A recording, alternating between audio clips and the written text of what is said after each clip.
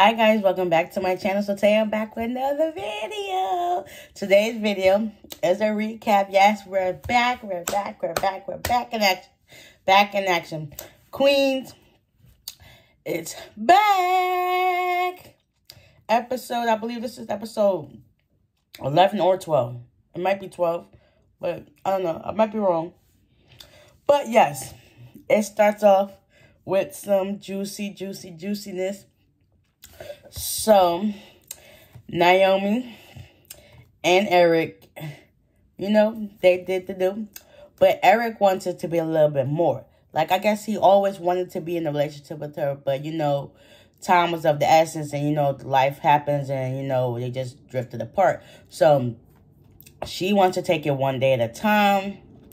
But, he wants to, want the whole thing. So, after that, Darren goes to court and they're deliberating on the guilty verdict, if he's guilty or not. So that went through. They reached a verdict in under 7 hours. They found him guilty on all 3 accounts. But for some odd reason, Jill felt like this is a lingering something over her head. She just didn't feel at ease with the situation. Come to find out, he kind of threatened her at the end when they were trying to take him away to, get arraigned or whatever. And she just feels like all this bad karma is coming for her. And she's starting to believe that everything they're saying that is evil about her is coming to light. Hopefully that doesn't happen, but, we're going to pray for her. Valeria, she got her song, Eso To Tango, became #1 on the Latin charts. She also went to the doctors to see if she had something, see what's going on with her body, whatever. They did an ultrasound on her stomach. I first thought she was going to be pregnant. Come to find out, no, she got fibroids. Those hurt painfully, and they can really put a damper on what you got planned to do on in life if you don't get taken care of right away. Trust me, I know from experience, only because my mom had the same thing and she ended up getting a hysterectomy. So, yeah. So, they got, I think, a second opinion, or they rechecked it to see what was really, because they thought she had cancer first. Then they found out with fibroid. So, my bad. So now she's trying to think of, should she have kids? Should she don't want kids? So they come to the understanding that they're going to both have kids, and they're going to at least try, because if things don't work out, at least you tried, and that's good for anybody, as long as you try, right? Let's see. Muffin, she's working on her album. She's going to be talking about, like, the political views, how the world is jacked up and stuff like that. That's what's going on with her. Zadie's still working on her album, or a couple of songs. And she's also working up to go do a tour.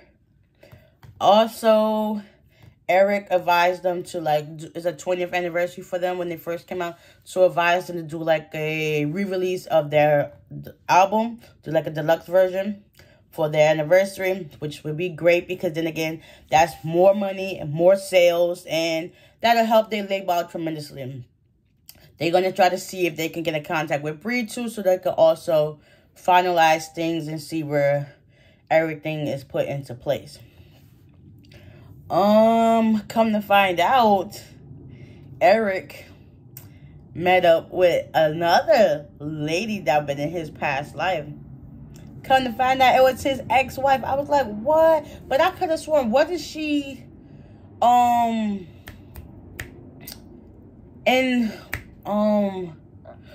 she on the other record label that, Naomi was trying to get to in the beginning with Cameron?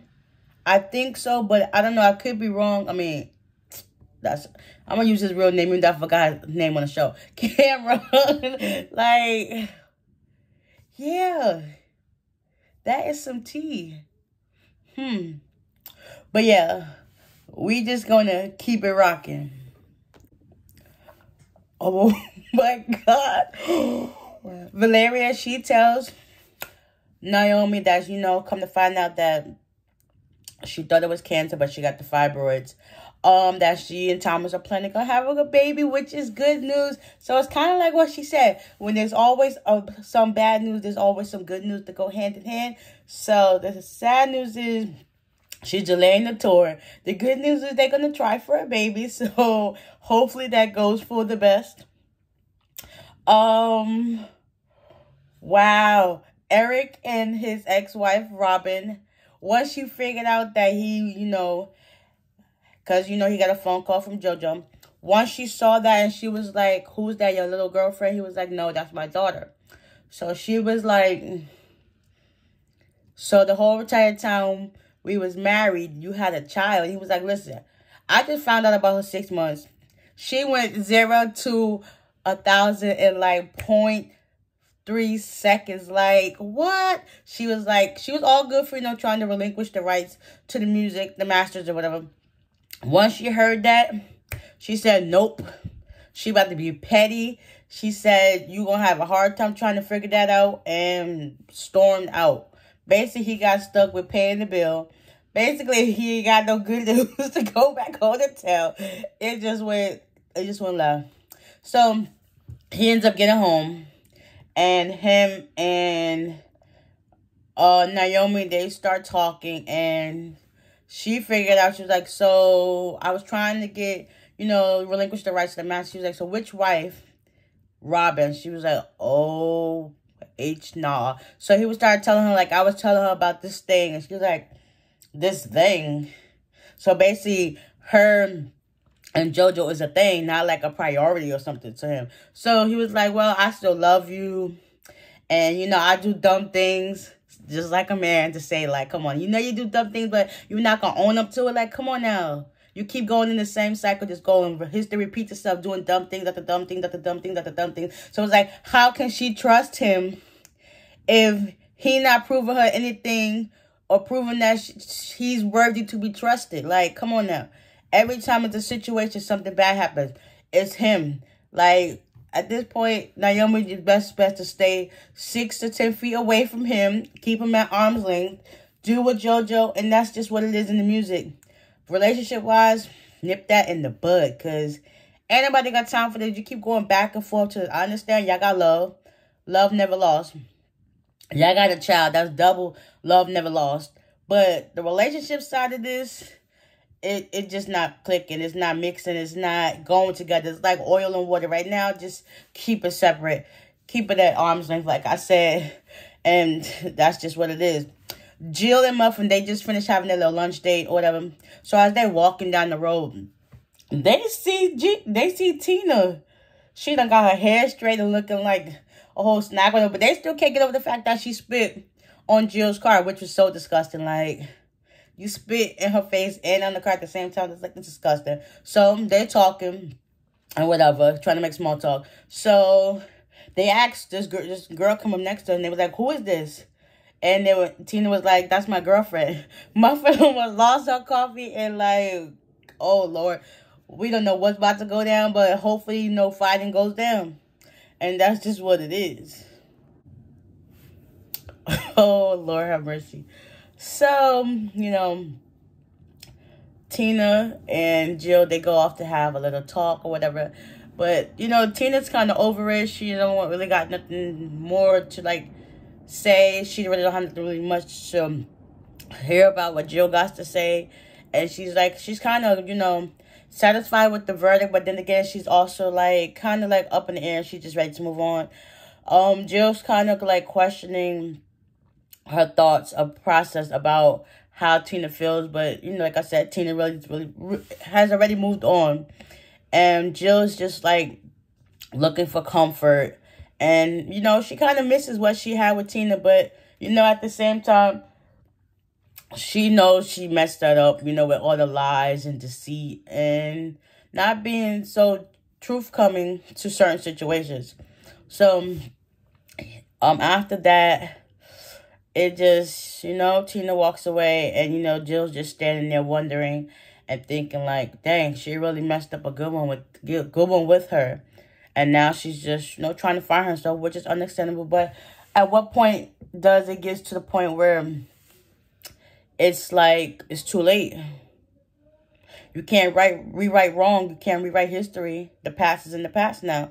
So you just got to get up and keep moving and move forward.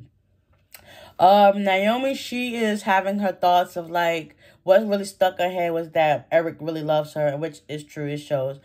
She has her thoughts like they're going back and forth when they first met and to how they met up now to get the album stuff back together. She sees that he's always told her like I've loved you, and it's like kind of playing with her head. She don't know whether to just let it go or to just let go and let God and put it in God's hands and just trust him and just believe everything he say is definitely going to go right in accordance to plan. Sorry for the background noise that y'all may hear. But yeah, Valeria, she's looking on the internet for treatment for her to have a baby. She's thinking about doing IVF, and she's looking at the pros and cons of it. But right now, just like she's looking at the cons, like the birth defects, the miscarriage, and other stuff that could go wrong with having an IVF situation. So, yeah, she's contemplating whether she do the baby or the Taurus. Like, she has that something hanging over her head that she just don't know how to just, like, let go and let God take over. Like, whatever God has in store for you will happen. If not, then so be it. At least you know you tried. Like I said before, you tried. So, after that, Naomi, she ends up meeting up with Robin, which is Eric's ex-husband. Eric's ex-wife. My bad. He's the ex-husband. But yeah, she ends up meeting with Robin. They have a sit-down talk. Come to find out, Robin, I guess back in the day when they was married, when Robin and Eric was married, she came across this letter that Eric had wrote to Naomi. And she read it, and she was like, listen, I know I shouldn't have done that, but I did so. And this one line at the bottom of it just burned in her heart that, it's always been you and it'll forever be you. Like, she really felt some type of way. And she starts crying, and then they'll start to have a little heart-to-heart. Hopefully, what Naomi says got through to her, and, she tries to relinquish her rights. But we will see. Oh my gosh, like, I'm at a loss for words. Like, what just happened? Like, how can I put this? So, Naomi gets back.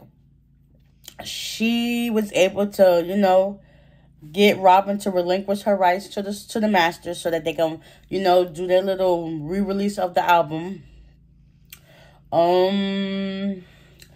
Jill and Muffin, they have a little heart-to-heart talk, and Muffin tries to get Jill to understand, like, this is what happened. And at this point, Tina doesn't really owe you doesn't really have to listen to your apology if she don't want to listen to it. So she's like and Jill's kind of like, up on the fence, like, I don't know how to, like, shake this feeling. And Muffin trying to tell her, like, listen, the best way you know how to shake this feeling, you did it before, was to get in the studio and put out some music. So she puts out this fire song. Like, it was beautiful. Like, I enjoyed it. It was so good. Like, and Tina, I guess she sent it to Tina, and Tina was just like, like, wow, she really meant what she had to say. But we'll see if, it progresses from there.